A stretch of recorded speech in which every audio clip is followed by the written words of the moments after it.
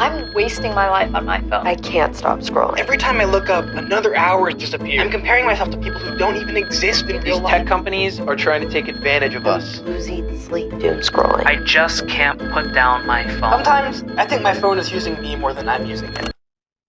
Let's talk about it. Welcome to Tech Unfiltered. Have you ever been continuously scrolling on your phone? Like, you absolutely cannot get off your phone. You are spending so much time online. You feel like you're more anxious when you close your app versus when you went on. You feel like social media is ruining your life, but you somehow can't seem to get off it. You know the benefits of being online, but it also just feels bad to get off. That's all of us. That's Gen Z right now. We are the guinea pig generation. We're the generation of young people that big tech has tested on. And it's time that we start talking about it. It's time we start having these conversations around how we can reclaim our lives, be healthy individuals, have healthy relationships with technology, but also understand some of these patterns of why we're so addicted to our phones, why social media doesn't feel good. Welcome to Tech Unfiltered. My name is Ariel Geismar, and I am your host. We're going to be talking all about our relationships with technology, why we feel the way that we do, what we can do about it. We're going to be hearing from experts, from young people, from people with PhDs, and young people who are just in their college experiences. So I'm so excited to get into it. Here's, I think, where we start. Social media isn't fun anymore. It sucks. I feel like every single time I open Instagram, I just see content that I don't want to see. I see my friends, which I do want to see, or I just see random people telling me things about my life when they don't even know me. When I go online, I'm seeing things I don't necessarily want to see. So we all know that there's the For You page, right? There's an algorithm or an AI model that has essentially determined here are the kinds of things that we think this user is going to want to see. And that could be anything from political content to cooking content to a particular video game to anything of the sort, right? Here are the things that we think this person is going to want to see. The objective is to have us spend as much time as possible on the app. Because when we spend more time on the app, then that's our attention, and our attention equals ads, right? These large tech companies can sell advertisements on these apps. And so we buy things through the apps because we spend more time on them, because we've created parasocial relationships through these apps with people that we don't even know. And then they get a cut of that, and that makes them money. Advertisements and people who advertise on social media make money by you clicking on their links and buying their links. When we talk about the attention economy, it's this big word, but that's just basically what it means, right? It means that our attention, particularly as young people, can be monetized, right? Can be an opportunity to make money. The problem is we're not having a good time. So Tech Unfiltered, what we're doing here is we're explaining the relationships between what happens when you go online. Why does it feel bad to be online? But who are these players, right, behind the scenes that are making these decisions for us, that are feeding us ads, that are feeding us different types of content that we may or may not want to see. But the point is that they get a bottom line. Our generation, we are addicted to our phones. It's no longer a tool. It's an addiction. Right? Tools are things like bikes or screwdrivers, right? Things that we use as a means to an end. This is an addiction. This is not just using a bike as a mode of transportation. It's like we got rid of every single car auto shop. Like, we are designing only for bikes. It's no longer a tool. It's an addictive process. And I think we as young people have the right to know what's happening. We have the right to know what's happening to our psyches. We have the right to stand up to big tech and say, this is actually not how I want to be spending my time, and you're designing an irresponsible product. Part of, I think, why young people are struggling so much right now is that we're in a loneliness epidemic, right? We as young people are addicted to these pieces of technology that it's not our fault, right? These products have been designed to keep us online for as long as possible through the attention economy. But because of that, we're suffering a loneliness epidemic. We as young people are more disconnected than ever. But somehow we have these devices that are supposed to make us more and more connected, right? These products are designed to addict us, not make us more connected. They're designed to have us spend more time online so they can capture our attention and sell it in the form of products. And what that's led us to is this loneliness epidemic, right? We are more disconnected than ever, although we have these pieces of technology in our hands that are supposed to make us more connected. Make it make sense. The math doesn't add up. And so when we talk about this loneliness epidemic, we like to talk and we like to be so mean to Gen Z in particular, right? We're so mean to Gen Z in the news. Oh, Gen, like the Tide Pod eating generation, like, and it's like, well, okay, sure, you can make fun of us online, but like, who are the people in authority that put us in this position? Right? Let's stop putting the blame on Gen Z and start putting the blame on some of these companies and organizations that have directly profited off of young people's addiction to social media, right? I've heard stories of people within our coalition who are completely addicted to technology, who, develop symptoms of anxiety and depression and eating disorders because of the content that they're consuming. So, where does this all leave us? Welcome to Tech Unfiltered. We're a new video series created by the youth-led organization Design It For Us. We're an innovative project, a multimedia project, talking online about what young people are experiencing in these digital spaces, why we're feeling like this, and how can we actually work to fix it.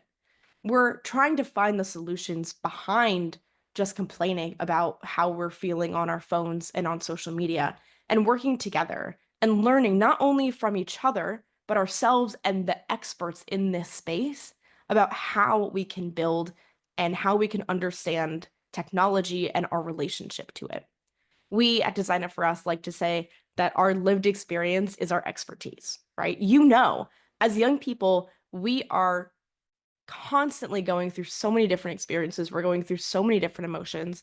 Our lived experiences online on social media is our expertise. It does not need a study. It does not need a 5-person consultation. It does not need an expert to know the impact that social media has had on our generation. We can tell you ourselves, and that's exactly what we're going to do. So, Tech Unfiltered, we're going to be a regular video series. It'll also be in podcast form, but it's going to be me, Ariel. That's me. And I'm just going to talk to people, to young people, to experts, to, whistleblowers, to people who are really entrenched in why young people feel the way we do online, how we got here, and what we can do about it.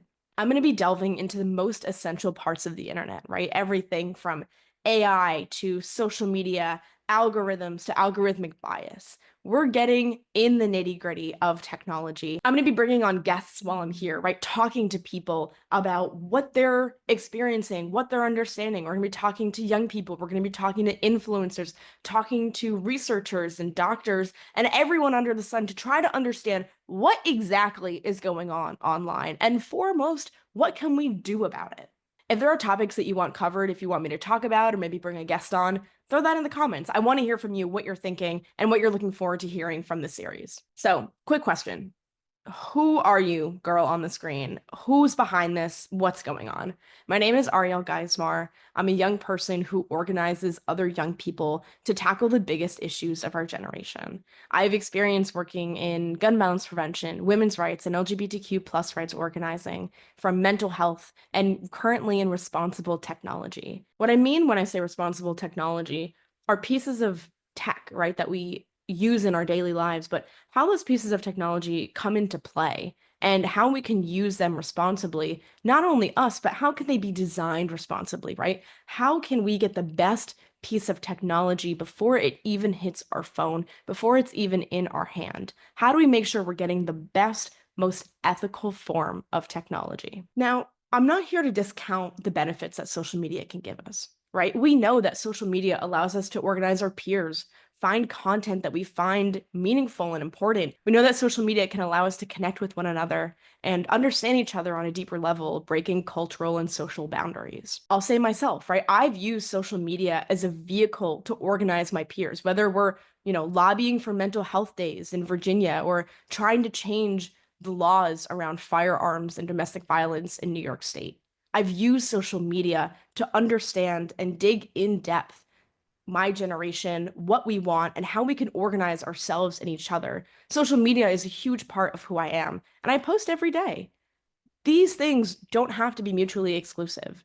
I can be a young person who organizes online, who uses social media very regularly, posts every day, and also a young person who is deeply concerned about the role that these technologies have in our lives and deeply concerned about the companies behind them. What I've seen online has empowered me to empower others to fight for a better digital world. I have recognized that where we are in our technological revolution is not where we need to be, not by a long shot. We have a lot of work to do if we want to create more relationships with one another, create stronger communities, find better meaning in what we do and how we do it, and show up for each other better, organize better, meet each other where we're at better. If we want to do all these things, it's going to start with social media. Now, I'm not just a random young person talking to you. I'm also the co-chair of an organization called Design It For Us. We're a youth-led coalition of over 250 young people that have decided that we want to take our lives back from big tech. We want to say that we, as young people, have meaningful experiences with technology, with social media, and we have a right to have our voice heard in the design, the implementation of these technologies. So we're young people fighting back. We're organizing ourselves and each other in things like artificial intelligence policy, content, communications, right? We are creating things. Now, not to toot my own horn, toot toot, but I do have a few credentials, right? I'm a young person. I've experienced online harms in ways that we'll get to during this video series. I have a degree in international affairs with a concentration in international science and technology policy. Literally, my degree is in understanding how tech changes people's lives and changes political movements. And that's what we're in right now. We're in a moment. It's time we reclaim the digital spaces that are our sake. We created these spaces. We, as Gen Z, made the internet the way that it is now. Just as millennials have before us, just as Gen Alpha will after us. Every single generation is going to continue to shape the internet, hopefully in a better, bolder, and safer way. But it's our responsibility right now to make sure that we don't look back in 20 years and say, man, I could have done more. Man, I wish social media was safer for my kids. Man, I wish that these pieces of technology were more regulated when they were still being formed, because now they're out there and there's nothing that we can do about it. We have the power as Gen Z. We have the ability to get together and say that we want more for ourselves, for future generations, for the past generations, and for our peers who deserve much, much better. Design for Us, at its core, is a group of young people who are saying that we've had enough with big tech controlling our lives without any ramifications. Tech Unfiltered is our generation's response to social media addiction. We are saying that we will be organizing ourselves and each other in order to use these platforms to make a meaningful change. We're not here to tear down social media. We're here to build it back up in a much better way. But honestly, above all else, I'm just a girl who grew up online, who has seen some stuff and wants to talk about it. And I have a feeling if you're watching this, I think that you do too.